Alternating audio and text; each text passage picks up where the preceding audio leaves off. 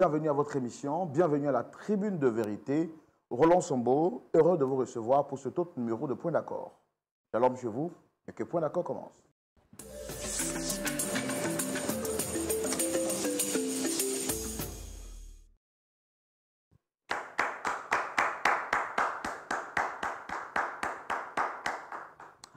Vous êtes chez vous à la maison, peut-être au travail ou en train de circuler, sûrement au travers de votre engin de déplacement, et vous suivez avec attention cette émission Point d'accord. Je vous dis bienvenue. Merci d'accepter de nous faire confiance pour ces quelques minutes en vue de partager avec vous une histoire qui vous permettra de découvrir la vie sous une autre facette. Je l'ai dit à l'introduction de mon propos, tant que l'on vit, on ne finira jamais d'être étonné, d'être surpris des réalités que ce monde peut contenir. Je suis avec l'un des pasteurs les plus fidèles à la parole de Dieu. On l'appelle affectueusement pasteur Sagesse, mon très cher pasteur consultant. Shalom, pasteur. Shalom, mon frère Roland. Je suis très content d'être avec vous. C'est un plaisir pour moi de vous retrouver pour ce nouveau numéro de Point d'accord. Le plaisir est partagé. Mon pasteur à moi, comment vous allez? Oui, je vais bien. Maman, la famille, comment est-ce que tout le monde va bien? Tout le monde va bien. Tout le monde va bien. Je l'espère pour toi aussi. Hein. Ça va. On a la force qui vient de Dieu et Dieu est fidèle. Tout va bien. Ok. Ouais. Dieu merci. Quand Pasteur Chumou est là, c'est qu'il y a la force. Il y a la force derrière. Pasteur, nous allons recevoir aujourd'hui, encore comme d'habitude, des frères qui viennent partager avec nous leur histoire. On veut bien comprendre. Cette fois-ci, c'est une jeune sœur du nom de Cynthia Boti qui a bien votre permission que nous recevons nos visiteurs. Est-ce qu'on peut recevoir la première? Oui, la famille s'agrandit. La famille s'agrandit. Oui. On connaît des gens de plus en plus. C'est ça. Recevons une autre des sœurs, une autre de nos sœurs, la sœur Cynthia Boti. Recevons-la avec beaucoup de joie, sous vos applaudissements, s'il vous plaît.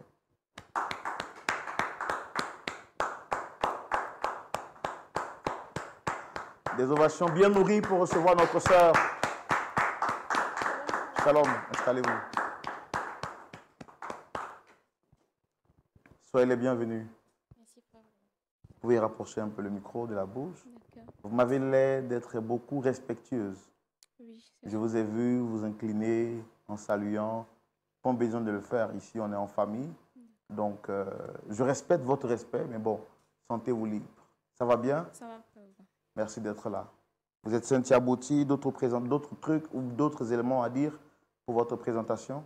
Oui. Moi, c'est Cynthia Boti. J'ai 17 ans et je viens fraîchement d'avoir mon bac. Félicitations. Merci, pasteur. C'est un bac quoi? Littéraire ou scientifique? Scientifique. Waouh. Vous êtes très forte en mathématiques alors? Mais bon, en tout cas, chacun a ses préférences. Donc, vous êtes Cynthia Boti, vous venez d'avoir votre examen, votre baccalauréat. Oui. Et bon, pour l'âge, ce n'est pas le plus important. Ça fait combien de temps que vous suivez l'émission? Comment est-ce que vous l'avez connue? Comment est-ce que vous avez découvert l'émission? Qui vous l'a recommandée? J'ai connu l'émission, ça va faire maintenant 1 an. C'est mes parents qui m'ont proposé un jour de regarder avec eux et puis j'ai aimé. Donc, chaque soir, je suis l'émission. D'accord. D'accord. Et quelles sont les personnes que vous voulez rencontrer sur le plateau? Mes parents. Vous avez un problème particulier avec eux? Non, pas vraiment. Mais il y a quelque chose que je n'arrive pas à comprendre au sein de ma famille. Raison pour laquelle je suis là aujourd'hui. Vu qu'ici, il y a toujours une solution à les problèmes et que je suis aussi chrétienne, croyante, c'est pourquoi je suis là aujourd'hui, pour que vous puissiez m'aider, quoi. Avez-vous essayé d'autres moyens en dehors de la télévision qui n'ont pas abouti? Oui. J'en ai parlé à mes parents qui m'ont toujours conseillé d'attendre, mais font toujours patienter quand j'essaie d'aborder le sujet avec eux. D'accord. Alors, nous, on veut savoir quel est le problème qu'il y a avec vos parents. Ce sera dans la rubrique Le Grand Déballage. Avec votre permission, on va y aller maintenant. Super. On y va pour le grand déballage. Alors, Dame Cynthia, vous nous dites que vous avez un petit malentendu avec vos parents. Oui. Ce sont vos parents biologiques ou adoptifs? Biologique. Vos parents biologiques. Oui. Quel est le problème avec vos parents? Au fait, je suis née dans une famille chrétienne, très croyante. Mon père est vraiment dévoué dans notre église ma mère aussi. Et en grandissant, j'ai vu que mes parents n'étaient pas mariés légalement, en fait. Or, ce n'est pas ce que la Bible nous demande de faire. Ils ont fait la dot quand j'étais petite. Et quand j'ai eu à peu près 10, 11 ans, je me suis approchée de mon papa pour lui demander, papa, mais pourquoi toi et maman, vous ne vous mariez pas? Parce que c'est mon rêve, en fait, d'attraper la traîne de ma maman rentrant dans l'église. J'ai toujours rêvé de ça. Mon papa m'a dit que ça va venir que de patienter, qu'on ne fait pas les choses à la hâte. Je suis encore une petite fille, je vais comprendre au fur des années. J'ai dit, ok, c'est bon. 3 ans plus tard, je ne vois toujours rien. Je vais encore vers mon papa pour lui demander, mais papa, qu'est-ce qui se passe? Pourquoi est-ce que toi et maman, vous ne vous mariez pas? Il a dit qu'il voyage beaucoup, qu'il a trop de trucs à faire, que ça ne passe pas, que de patienter. Et après, je suis allée voir ma maman pour lui poser la même question. Ma maman me dit que non. Si papa a dit d'attendre, tu dois attendre parce que ce n'est pas à moi de lui demander en mariage. Donc, j'ai dit OK. Et comme je suis chrétienne, je mets en prière et j'ai même sollicité mon pasteur de m'aider en prière pour que mes parents puissent se marier. Parce que même à l'église, mon papa est beaucoup dévoué. Il a même acheté la voiture à notre pasteur. S'il y a des trucs hors de notre église, mais qui concernent, en tout cas, tout ce qui concerne l'amour, l'aide qu'il peut apporter à quelqu'un, il n'a pas de souci avec. Il peut investir même plus que ce que toi-même tu penses. Donc, j'ai prié avec le pasteur, il m'a aidé aussi en prière. Et il y a de cela 2 mois, mon papa m'annonce qu'ils vont enfin se marier. Enfin. C'était un ouf de soulagement pour vous. Bien sûr. J'étais trop contente. J'en rêvais même.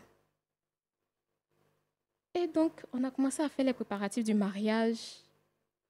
Toute joyeuse, ma maman aussi. Elle était très contente. Ainsi que mon papa d'ailleurs.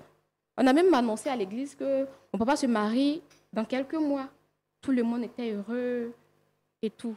On a même organisé une petite fête à la maison pour l'occasion en fait. J'ai invité des amis, ils sont venus, on a bien fêté. Maintenant, il reste que 2 semaines pour le mariage. Une fois, je suis sortie avec des amis.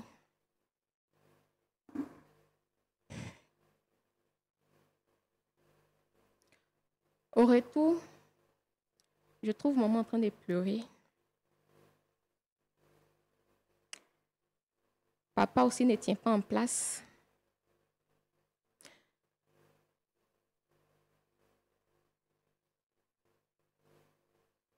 Je ne comprenais pas. Donc, vu que mes 2 parents étaient tristes, je me suis mis aussi à pleurer sans savoir même ce qui se passait. Parce que je n'avais jamais vu ma maman comme ça.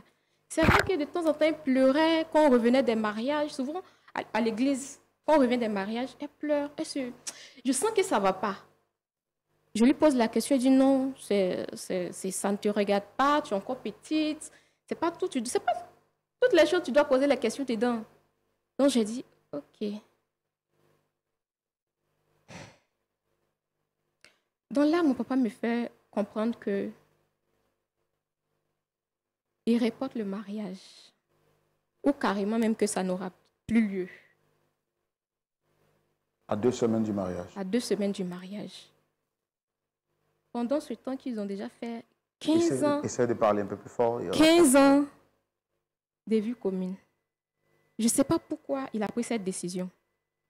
Donc, peut-être maman lui a fait quelque chose qui ne lui a pas plu. Ou l'inverse. Donc aujourd'hui, je suis là, frère Colin, pour que vous m'aidiez à trouver une solution à mes problèmes. Quand vous apprenez cela, est-ce que vous essayez de trouver des voies et moyens pour les réconcilier? Bien sûr. Bien sûr. J'ai appelé une tante. Puisque quand je les parle, ils me disent que ce n'est pas de mon âge. Donc j'ai appelé une tante pour au moins savoir ce qui se passe. Si peut-être l'autre a offensé l'autre. Pour qu'on puisse régler le problème en fait. Mais ma tante est venue, ils ont parlé. Après ça, elle m'a dit qu'elle me revenait, mais elle ne m'a plus appelé. Les parents aussi, ils ne sont pas trop là pour moi. Mon papa voyage beaucoup. C'est ma maman qui est là, mais elle aussi, elle refuse aussi de me dire quoi que ce soit. Donc aujourd'hui, je suis venue vers vous pour que vous m'aidiez à trouver une solution à mes problèmes. L'objectif pour vous, c'est quoi? Si j'ai bien compris, vos parents qui, après de nombreuses années, n'ont pas pu se mettre ensemble sur le plan, je veux dire, n'ont pas pu légaliser leur union. Oui. Votre rêve, c'était de les voir mariés. Oui, c'est ça. C'est vrai, ils ont fait la cérémonie traditionnelle, Oui. mais il restait à faire la cérémonie civile. C'est ça. Et donc, vous les avez encouragés, vous avez prié pour que cela arrive. Oui. Quand, par la grâce de Dieu, vous avez entendu qu'ils devaient le faire, Mhm. vous avez fait une célébration avec des amis hôtes. Oui. Et à 2 semaines de leur mariage, votre père vous informe que le projet a été annulé, qu'il n'aura plus lieu.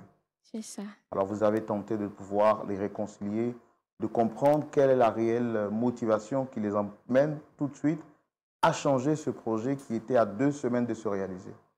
Oui, Et n'ayant pas pu trouver de solution, vous venez sur ce plateau aujourd'hui pour qu'on essaie de pouvoir vous aider à les réconcilier, à les mettre ensemble et voir votre rêve se réaliser, celui de les voir se marier. C'est ça, Paolo. C'est bien résumé? Oui, c'est ça. D'accord. Pasteur Tchoumou, Oui, c'est le problème de notre sœur Cynthia. d'accord. Elle dit qu'elle veut que ses parents se marient. Ok. Après 15 années de vie commune, ils ont fait la dot, mais son rêve, c'était de les voir aller au bout du processus du mariage, c'est-à-dire la cérémonie civile et la bénédiction nuptiale. À 2 semaines de réaliser ce rêve, ses parents viennent lui dire que ce mariage n'aura plus lieu. Donc pour elle, l'un a peut-être frustré l'autre. Donc elle mène des démarches en vue de pouvoir leur faire changer d'avis, mais ils restent campés sur leur décision. C'est comme ça qu'elle vient sur ce plateau pour qu'on puisse vraiment les aider. Elle croit que s'ils passent sur ce plateau, la décision pourra changer. À point d'accord? On est toujours d'accord. On est toujours d'accord. On pense Donc, qu'avec la grâce de Dieu, oui, ça va se passer. avec la grâce de Dieu, ça va se passer. Nous recevons donc les parents de notre sœur Cynthia, Monsieur Jean Botti et Dame Elisabeth Botti. On les reçoit sous vos applaudissements, s'il vous plaît.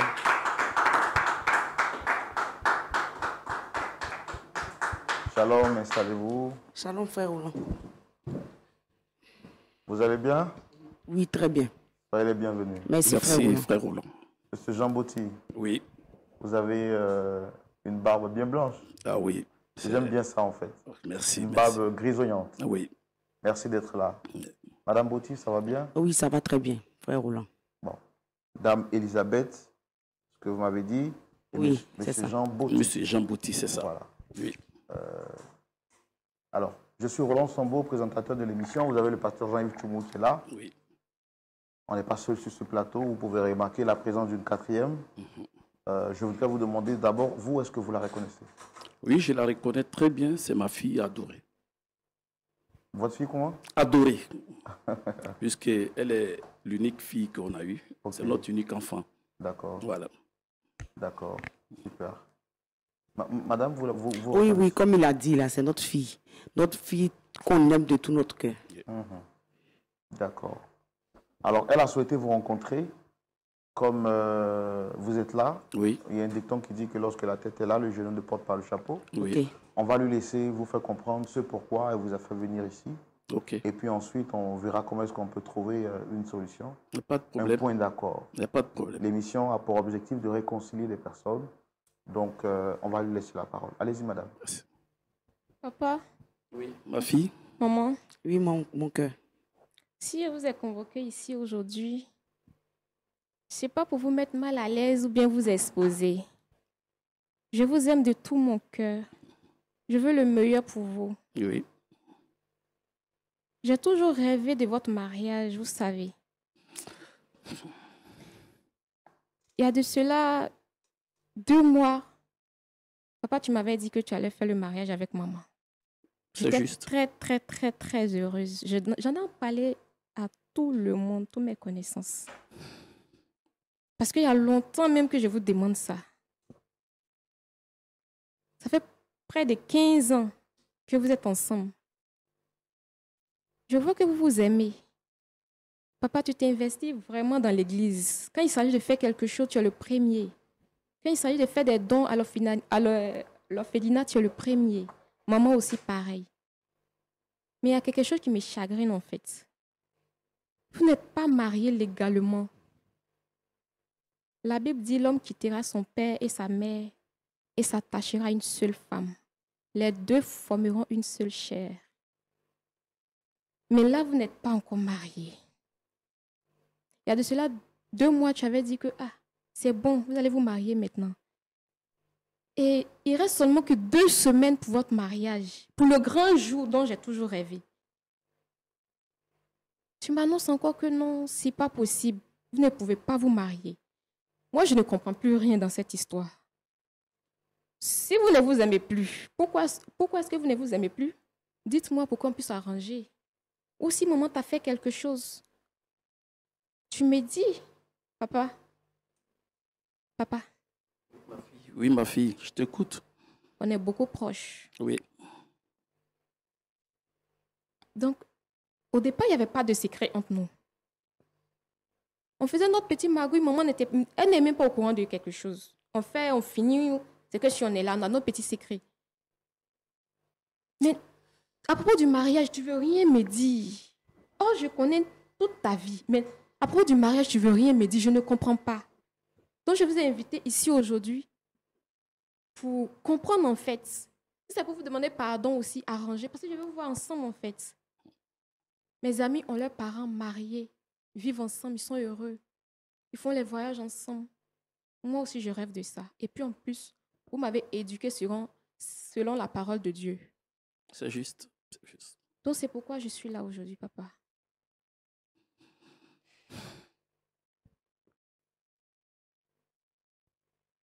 Ma fille. Oui, papa.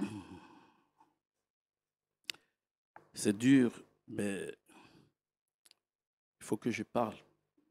Je t'écoute, papa. Tout d'abord, je vais me présenter. Je suis M. Jean Bouty, architecte international. Je suis toujours entre 2 avions. Je suis l'unique fils d'une famille. Ma mère est décédée quand j'étais petit en mettant au monde ma petite sœur. Et je me suis battu dans la vie pour donner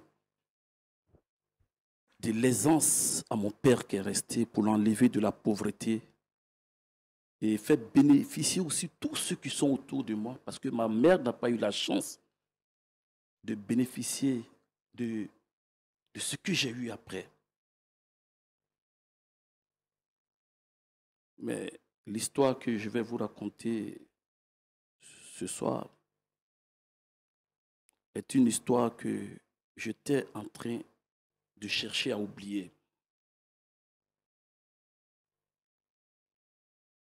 Ma chère Elisabeth, qui est à côté de moi, je l'ai connue pendant un de mes vols pour aller travailler quelque part en Europe. Elle était hôtesse de l'air quand je l'ai rencontrée. Elle a été vraiment serviable avec moi le premier jour où je l'ai vue. Ça a été un coup de foudre. Parce que la manière elle m'a pris dans l'avion, vraiment, ça m'a touché. Et j'ai gardé son contact. Après mon voyage, je suis rentré au pays et j'ai renoué avec elle. On a commencé à se voir et ça a été un amour fou entre elle et moi. Vraiment, je l'aime et je l'aimerai toujours. 2 ans après nos relations, elle m'a annoncé qu'elle attendait de moi un enfant. Et étant un bon chrétien, je me suis dit que je ne pouvais pas la laisser dehors. Il fallait que je vive avec elle, je la fasse entrer dans ma vie. C'est ainsi que je l'ai fait venir. Mais vu que je suis quelqu'un de très occupé, j'ai pris le temps de m'organiser afin que je puisse faire les cérémonies comme il le fallait. Donc 7 ans après notre rencontre, j'ai fait la cérémonie de dot et ça s'est bien passé. elle et moi, on a décidé qu'on allait faire le mariage civil, mais il fallait qu'on se donnait le temps, puisque je ne suis presque pas là. Je suis tout le temps parti.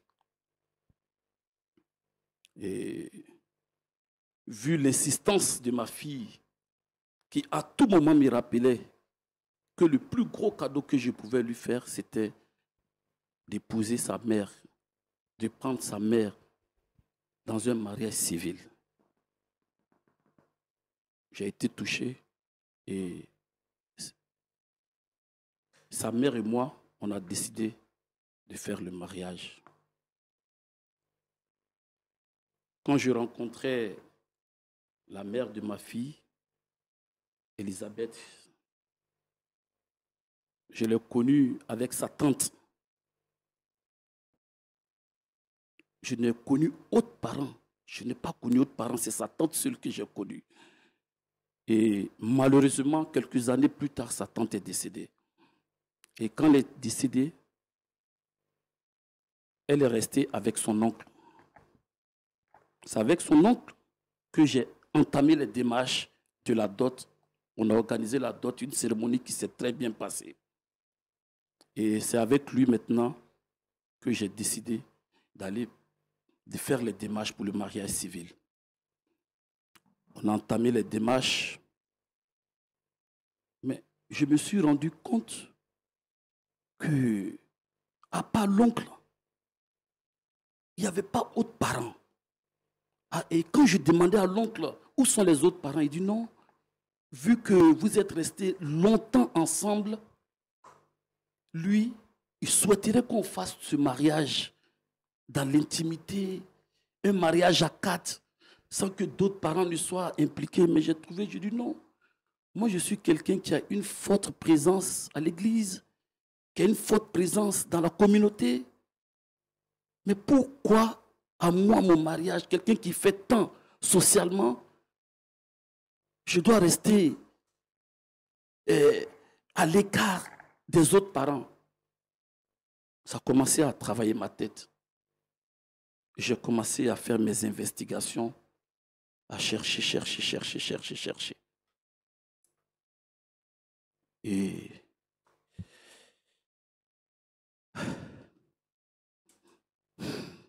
c'est dur.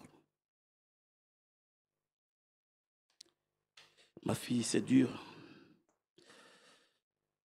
Et je suis allé découvrir que Elisabeth, Vous pouvez pas. Qu'est-ce que vous avez découvert? ma petite sœur, que je croyais morte, est Elisabeth.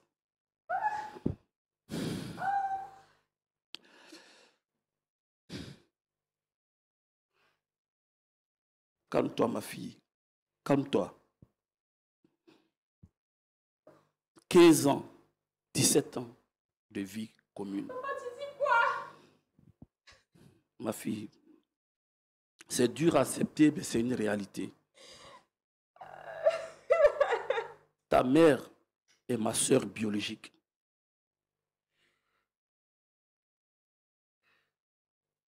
Au début, je ne savais pas comment annoncer cette nouvelle à ma femme, à ta mère.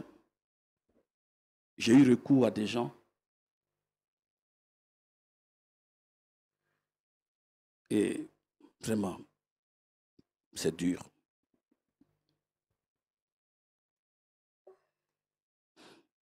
Vraiment, ma fille, c'est involontaire, mais c'est la triste réalité de la vie.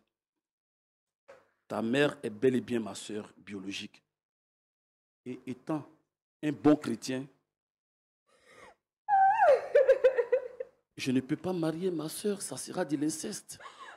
Raison pour laquelle on a décidé d'annuler le mariage. On ne peut pas, ma fille. On ne peut pas. Calme-toi, on ne peut pas, ma fille. C'est pas possible, mon enfant. C'est pas possible. C'est pas possible. Devant Dieu, ça sera attirer la malédiction sur toi. Calme-toi, ma fille, calme-toi. On n'a pas voulu faire, on n'a pas voulu ça, mais c'est un coup de la vie. Il faut l'accepter. Calme-toi, ma fille. S'il te plaît, mon Calme-toi, enfant, s'il te calme-toi. plaît, mon bébé. S'il te plaît.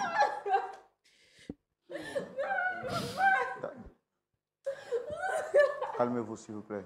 Cynthia, il faudra faire l'effort d'être forte. Ma fille, calme-toi, calme-toi. Il faudra faire l'effort d'être forte, Cynthia. C'est involontaire. On ne peut pas faire autrement, mon enfant. Ma fille, comprends-nous, s'il te plaît.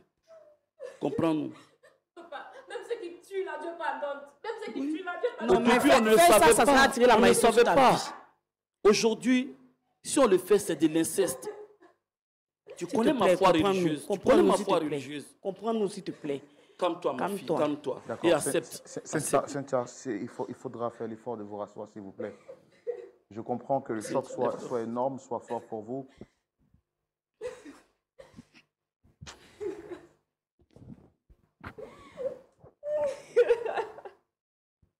Ma fille, calme-toi. Tu es notre fille, tu es notre fille. Il faut l'accepter. Voilà la triste réalité. Voilà la raison qui me pousse aujourd'hui à laisser cette tendre et chère Elisabeth. Donc vous ne pouvez pas vous marier parce que vous avez découvert que vous étiez frères et sœurs. Oui. Nous sommes frères et sœurs. Frère Roland, tu te rends compte? 15 ans. 15 ans passés auprès d'un homme que j'ai aimé, j'ai chéri. Et aujourd'hui, c'est comme si j'avais perdu la moitié de ma vie. Mais je suis obligée de faire avec. Ça fait mal. Ça fait mal. La première fois qu'il est venu m'annoncer, même, je pensais au début que c'était une blague. Vu qu'il est quitté au travail, il est venu avec des personnes.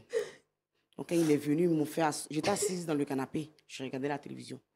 Quand il est venu, il m'a dit qu'il voulait me parler. J'ai dit, bon, comme il y a des étrangers, il y a des personnes, laisse-moi les recevoir d'abord, et puis après on parle. Mais vu l'air qu'ils avaient tous, j'ai senti qu'il y avait quelque chose. Mais je me suis dit quoi, peut-être que c'était un problème au travail, peut-être que c'était un décès qu'on voulait m'annoncer. Je n'ai pas pensé même à cette histoire. Et après, ils ont essayé d'abord de me parler gentiment, essayer de me calmer. Au début, je ne prenais pas l'histoire au sérieux.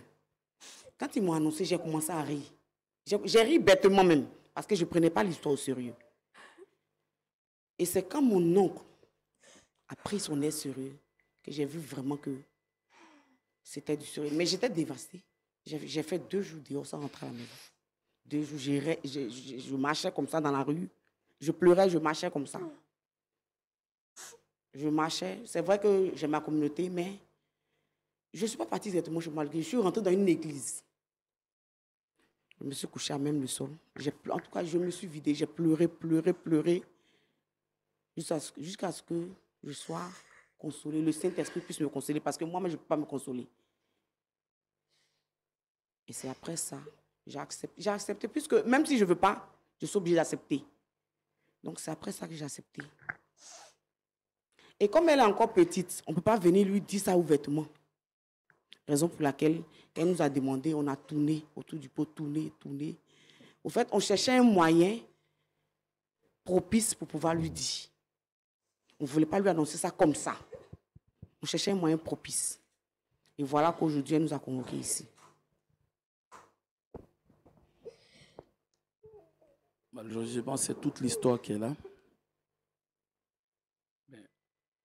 Et actuellement, comment vous vivez? Est-ce que vous vivez mariitalement? Vous vivez sous le même toit? Vous êtes séparés? Bon, on est séparés. C'est... Le choc a fait que, comme j'ai dit, là, j'ai quitté la maison. Parce que je n'en revenais pas. J'avais refusé. Je ne voulais pas accepter ça même. Avant qu'on nous dise de nous séparer, moi-même, j'avais pris la décision de quitter la maison parce que je voulais accepter d'abord.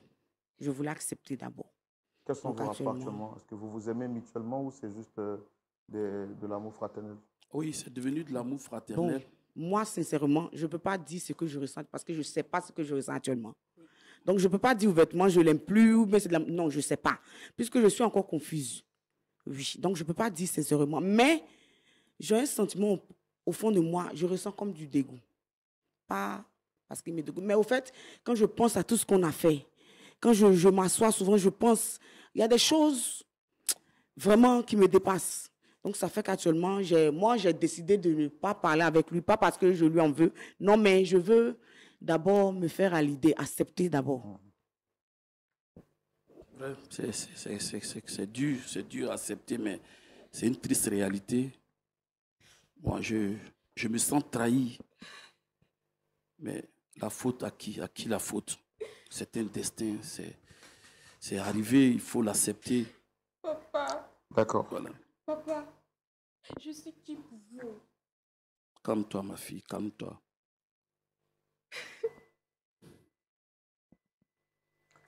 Ok. Pasteur Jumou, Oui, mon frère Roland. les surprises ne finissent jamais. Oui, hein. Chaque jour, quand on dort, quand on se réveille, Il y a un nouveau dossier. il y a un nouveau dossier. Mais voici le dossier du soir. Cynthia est venue sur ce plateau plaider pour qu'on aide ses parents à repartir à de meilleurs sentiments parce qu'elle veut les voir se marier. C'est ce soir qu'elle va apprendre sur ce plateau que celles qu'elle considère être ses parents sont en réalité des frères. C'est la raison pour laquelle ils ont décidé d'abréger leur décision de mariage et de rester ensemble comme ça, parce que pour eux, ce serait de commettre l'inceste que de se marier. Pasteur, Cynthia est dévastée, les parents le sont aussi, et moi-même je suis dévasté. Mais que nous dit la parole de Dieu? Ce sera dans la rubrique à la loupe de la parole. Merci, Pasteur Tchoumou. Nous sommes avec vous dans la rubrique à la loupe de la parole. Que nous dit la parole de Dieu, Pasteur? Merci, Roland. Merci beaucoup. Quand même, j'ai quelques interrogations. Vous êtes venu nous dire que vous êtes frères et sœurs. Vous n'êtes pas des jeunes. Vous n'êtes pas jeunes. Vous êtes d'un certain âge. Oui. Qui t'a dit que ta sœur était décédée? Ma soeur est décédée quand j'étais petit. C'est mon père qui me... J'étais là, mais j'étais petit. Ma soeur, ce qu'on m'a dit quand j'étais petit, ma soeur est décédée quand ma mère la mettait au monde. Ça veut dire que ma mère a fait un mort-né et elle-même elle est décédée pendant l'accouchement. Et maintenant, qui t'a dit que c'est ta sœur? C'est là que c'est ta sœur. Voilà. Comme je vous l'ai dit, j'ai fait des investigations. Et la tante d'Elisabeth, qui était la sœur de ma mère, et elle avait laissé des papiers. Et pendant que je fouillais un jour, je suis tombé sur un vieil album et j'ai vu la photo de ma mère avec une jeune fille, un bébé. Quand je dis ma mère, je vais parler plutôt de ma tante. Et cette photo, il y avait aussi mon père qui était dedans. J'ai posé la question, quel est le rapport de ma tante avec cette petite fille et mon père? C'est là qu'on m'a expliqué que la petite fille, c'est Elisabeth, et qu'elle a été élevée par ma tante.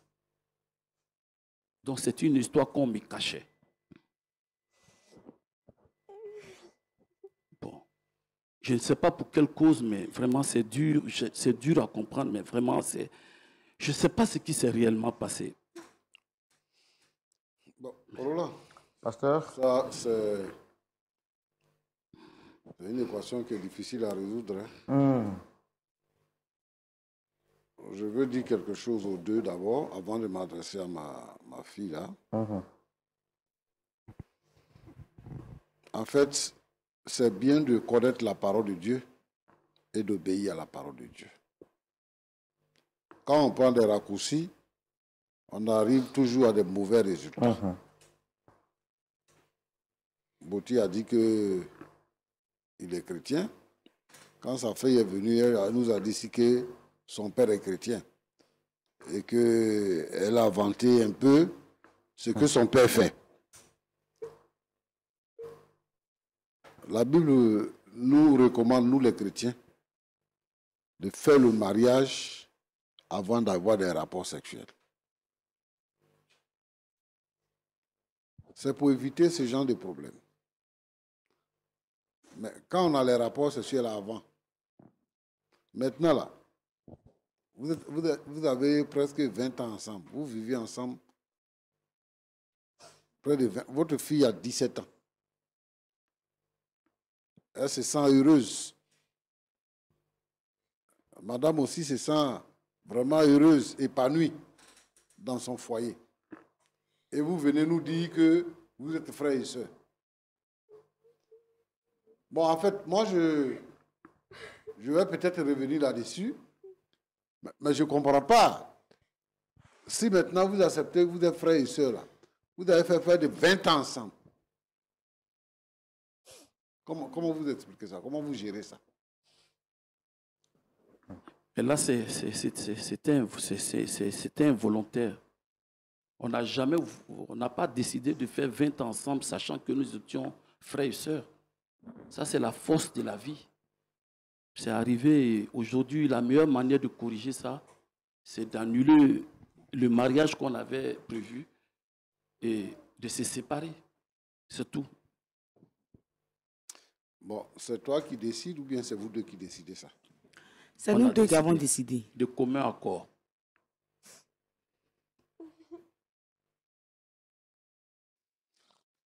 Ce que moi je veux demander aux uns et aux autres ici, à partir de cette antenne, aujourd'hui là, nous sommes dans un monde développé. Quand je dis développé, c'est que dans les temps anciens, nos parents ne voyageaient pas, comme nous aujourd'hui. Et que quand ils faisaient les enfants grandissaient ensemble. Oui. On connaissait le père, on connaissait la mère, on connaissait les tantes, les oncles, on les connaissait. Mais aujourd'hui, c'est différent.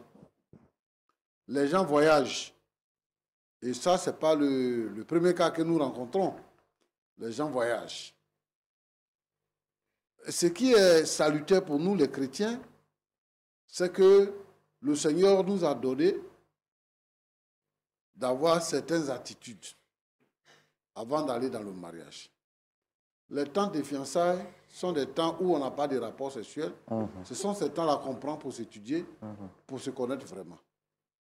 Selon ce que Bouti explique, c'est que les parents même sont complices. Les parents sont complices. Parce qu'il dit que l'oncle dit que faut pas, les autres parents vont être informés de leurs relations, ils n'ont qu'à faire un mariage en cachette. Donc lui, il savait que c'est son frère. Mais pourquoi est-ce que lui, il cache ça pour que les gens aillent jusqu'au mariage? En tout cas, je loue leur courage et je pense qu'ils ont pris la bonne décision. Mais ce que je veux dire ici, c'est que il faut que les frères et les sœurs en Christ respectent la parole de Dieu, obéissent à la parole de Dieu, suivent à la lettre ce que la Bible nous demande pour éviter ce genre de problème. Moi, je ne peux pas encourager que des frères et des sœurs se marient, surtout que quand eux-mêmes, ils ont découvert et qu'ils veulent se séparer. On ne peut pas dire mariez-vous coûte que coûte. On ne peut pas dire ça. Donc moi, je ne peux pas leur dire ça. Bon, ça, c'est un cas d'école, c'est un exemple que les frères et les sœurs doivent voir. Quand tu rencontres quelqu'un, il faut vraiment connaître ses origines avant de t'aventurer. Il faut vraiment connaître ses origines pour éviter ce genre de situation. Ma fille Cynthia. Papa. Bon, tu es devenue grande. Papa. C'est vrai que ce qui arrive là, c'est un cas désespéré. Mais moi, je pense que tu dois accepter la décision de tes parents. Ce qui s'est passé, ce n'est pas de leur faute. Mais c'est une situation qui est arrivée dans la vie. Dans la vie, tout peut arriver. Et comme quelqu'un le disait, si tu n'as jamais vu quelque chose, il ne faut pas dire que ça n'existe pas. Ça existe ailleurs. Mais je crois qu'ils ont pris la bonne décision. Au départ, où ils ne savaient pas, ce n'était pas un problème. Mais maintenant, ils savent. Si tu sais que tu vis dans le péché, et puis tu continues de vivre dedans, Dieu va te juger. Tes parents t'aiment, c'est l'essentiel. Moi, je pense qu'il faut garder la tête haute. Et comme on dit chez nous, il faut refroidir ton cœur. Et puis, il faut te plier à la décision de tes parents. Parce que ta maman dit quoi? Elle dit qu'elle, actuellement, là, elle ne peut pas décrire les sentiments qu'elle a parce qu'elle est confuse pour l'instant. Je comprends que la confusion soit pour toute la famille. Mais avec la grâce de Dieu, on va trouver une porte de sortie. Mais ce que je voudrais conseiller, c'est que toi, tu dois accepter. Parce que quand même, si tu avais un frère, tu ne peux pas te marier avec ton frère. Hein? Oui, pasteur. Il y a les animaux, ils ne se marient pas entre frères et sœurs. Voilà. Donc, si Dieu a donné l'occasion pour que vous puissiez savoir la vérité, moi, je pense qu'il faut se plier à la vérité. Et il faut respecter à partir de là, la volonté de Dieu. Donc, que Dieu te bénisse. Amen. Oui, c'est ce que je peux dire. Merci beaucoup. Vous avez écouté la parole du pasteur? Oui. Oui, frère Encore Roland. seconde, quelque chose à dire de part et d'autre? Comme je l'ai dit là, je suis tellement bouleversée. Je prie à l'instant. La chose la plus précieuse que je veux, c'est que Dieu m'apaise. Que Dieu permette que le Saint-Esprit vienne me consoler. Parce que vraiment, je ne sais pas comment on fait pour m'en remettre. Monsieur Botti? Oui. Ce que je ne sais plus si je dois dire ma soeur ou bien ma fiancée, je ne sais pas. Mais ce que Elisabeth vient de dire, je crois que c'est juste. Et moi, ce que je peux dire comme dernier mot, je demande pardon à ma fille d'accepter de vivre cette triste réalité. Parce qu'on n'a pas cherché ça. C'est un coup de la vie. C'est arrivé, il faut l'accepter. Il faut qu'on cherche à vivre une nouvelle histoire. Une histoire encore plus décente. C'est une leçon pour toi-même qui est encore jeune. Tu dois savoir où mettre les pieds. D'accord. Merci. Cynthia, un mot en 30 secondes par rapport à tout ce que le pasteur vient de dire. D'abord, je voulais dire merci au papa, pasteur. Merci aussi à frère Roland de m'avoir écouté, de m'avoir aidé. Même si actuellement, je ne vois pas ça comme une aide pour autant. Comme je suis une chrétienne, je sais qu'avec la Bible, la parole de Dieu, je pourrais mieux comprendre. Sinon, actuellement, je suis trop confuse. Mais néanmoins, je vous dis merci et je rends gloire à Dieu. Parce que c'est un poids aussi qui quitte sur mon épaule en sachant que ça ne peut plus être possible. Je ne vais plus rêver à ça. Je vais me contenter juste de vivre comme ça. C'est tout. Je vais me contenter de vivre juste comme ça. C'est avec ces paroles-là de notre sœur Cynthia venue sur ce plateau dans l'optique de réconcilier ses deux parents. Mais elle va finir par apprendre sur ce plateau que ceux-ci sont frères et sœurs. Ce qui rend donc le mariage impossible et son vœu, pour ne pas dire son rêve, mission impossible. Nous allons demander au pasteur Tchoumo de prier pour les cœurs afin que Dieu apaise aussi bien le cœur de la fille que des parents. Pasteur, prions. Nous te prions, Seigneur notre Dieu, pour cette situation, pour la tristesse et la confusion qu'il y a. Seigneur, toi, tu sais toutes choses depuis son commencement. Je veux, Seigneur notre Dieu, que tu apportes la paix dans les cœurs, que tu apaises les uns et les autres, que tu permettes à Cynthia, à sa mère, d'accepter la situation. Et Seigneur notre Dieu, de permettre aux frères également de se surpasser. Je te prie pour toutes les familles dans lesquelles ce cas peut arriver. Que ta faveur se manifeste. Et que Seigneur notre Dieu, notre Père, tu restaures toutes ces vies-là dans le nom de Jésus. Amen. Amen. Amen. Merci beaucoup, pasteur Jean-Yves Toumou, pour cette prière. Avant de vous dire au revoir, je tiens à vous rappeler officiellement que très bientôt, vous aurez, vous les amis, les frères de la diaspora, qui avez envie de venir en Côte d'Ivoire et de visiter, bien entendu, la terre de vos ancêtres. Lumière du Monde Télévision vous donne la possibilité, au travers un voyage touristique, de visiter la terre ivoirienne, bien entendu, la terre de vos ancêtres. Et ça sera au mois de juillet. Nous vous donnerons de plus amples informations très, très, très bientôt. Prenez soin de vous. Que Dieu vous garde. Merci à tous ceux qui prient pour LMTV, qui prient pour l'émission Point d'accord. Nous vous prions de continuer de soutenir au travers des différents moyens de paiement qui s'affichent juste au bas de l'écran. Vous pouvez le faire par virement bancaire. Vous pouvez le faire par mobile money en fonction de votre pays. Vous pouvez le faire également sur le site internet ou sinon, appelez le plus 225 07 09 309 309 pour vous rendre dans les locaux de LMTV ici en Côte d'Ivoire et soutenir la chaîne. Nous terminons en disant merci à notre partenaire vestimentaire, la boutique Bara, pour cette très belle chemise. Allez, portez-vous bien, que Dieu vous garde et qu'il vous donne la force de surmonter les épreuves qui arrivent par surprise. Au revoir. Shalom.